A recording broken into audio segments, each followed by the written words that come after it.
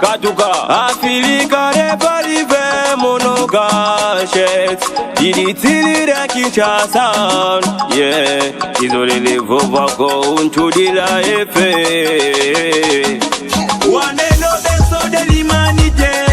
Mbodo ya made Utolubaka France tomonaka Tour Eiffel. États-Unis ezalaka nde statue de la liberté. Et Bongo Kinshasa la belle ezan des places de l'échangeur. Biso na lukala to bengi yango place du cinquantenaire. Congo na kati ya lukala.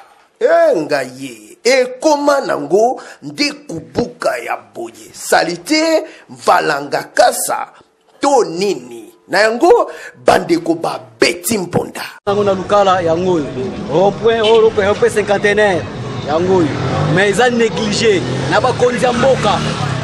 Mais to sengi ba oyo bape ba député, ba petit député ba ko président loko oyo. O représentaka lukala yango. Lukala saki na siku. Lukala na posa. Lukala yango.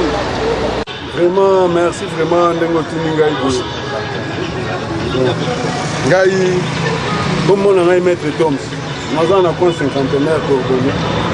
Vraiment la question tuninga vraiment na CP limite parce que place en tout cas la place moko les arts remarquables. Nous tenons soudain que au azol les cas bando mona que en tout cas local bando représenter na Carrefour o.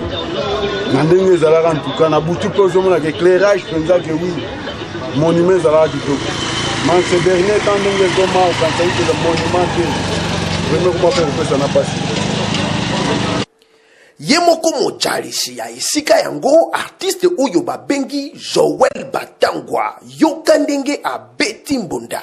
Salanga pasi yazana kide tukutana na mtono sina kide na sina audience kuma azala kide adiso ba zongi de France so matadi za solution pour le monument de tigala inachevé salanga pasi elena sala ko avec le peuple très bien amonité na mbongo de na wali ko za le za mbongo na ile donc continuer wale parce na koba mutumba sala ngira na lukala même la place secondaire na Kinshasa basana monument décora ngana tu monument ya Kongo mutumba aussi ça eloko sisi na makasi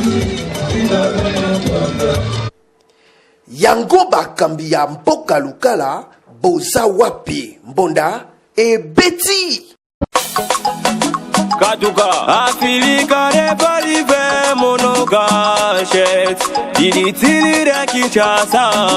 Yeah, izolele vovako untudila efe.